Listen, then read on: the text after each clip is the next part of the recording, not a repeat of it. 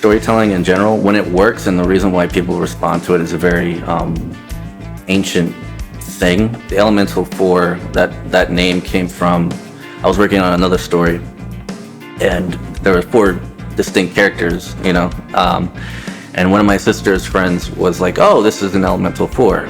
I was like, "What is that?" It's like, "Oh, it's like a storytelling trope, like where each person is a representative of some kind of element." I didn't know that. I didn't look that up. It's just something that comes to, you know, people. David Lynch, the director, this isn't to sound super pretentious, like incredibly pretentious. Ideas are like fish in a way. That's why I think it's like fishing, because no one told me about that. Like, that was just like the feeling.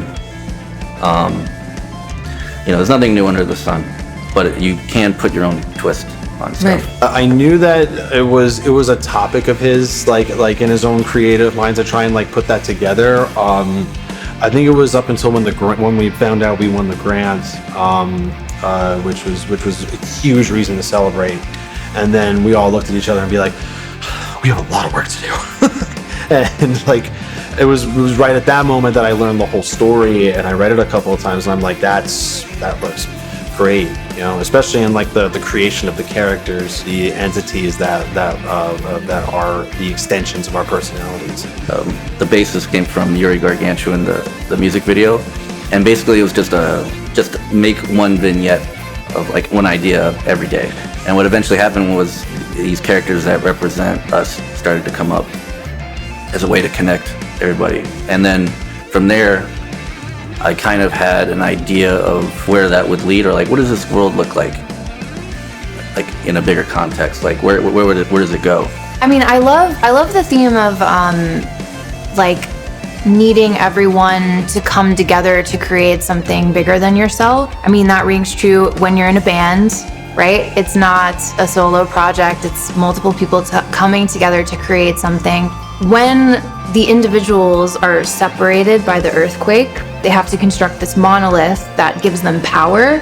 But they will be most powerful together, but as they journey away from their monolith, they become weaker. So there's kind of this risk and this sacrifice. And so with humanity, I think about that, you know, like that's why a lot of us are, you know, only focusing on our own survival. It's sometimes hard or maybe feeling impossible to think about the bigger picture.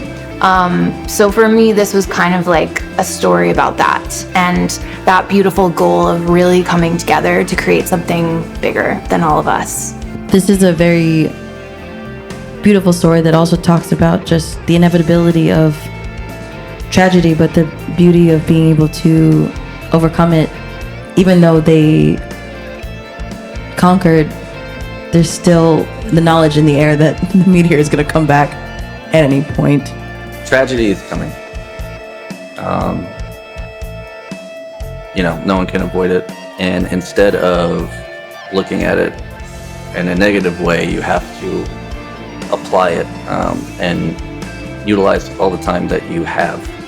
The theme of death and the meteor, and they basically just work so hard to finally come together. There's this long journey to finally come together to summon the conduit, and then they're able to send this meteor back. But it reminded me of the myth of Sisyphus, you know, pushing the rock up the mountain only for it to fall back down. It's kind of that thing of like, yeah, you don't get to just do this once and then it's like paradise forever. It's this ongoing commitment and work and effort that you have to be willing to put in. So that also struck a chord with me as well. You know, no matter how good things are, like, it can be taken away with no notice at any given time. So just make the most of what you're doing. Make the most of your time. You know, the inevitability of death and the inevitability of life even, because, you know, people grow and people go through different things in life, and it all impacts what you can and cannot do at certain times. You can't change the laws of nature. That's, you know, physics kind of like defines some things for you and you're stuck with it. But it also, the awareness of that makes you want to tap into what you're doing more so, and then you create with intent, and you just try to make the most of the time you have with people you love, and you do what you're meant to, or at least you try to do what you're meant to as best as you can. And I think that's probably like the parallel that I see the most in the story and in real life, because there have been, in 7 years, we have all gone through a lot of transformation, a lot of ups and downs, some together, some in isolation, and it's reflected in the music in very personal places that are, meant for us to know and for people to guess or not care about, whatever. But it's all there. Originally, I thought that the meteor would just be like destroyed at the end, but then I thought about it and I was like, no one lives forever. So that was important, When did you make that change to the end of the story?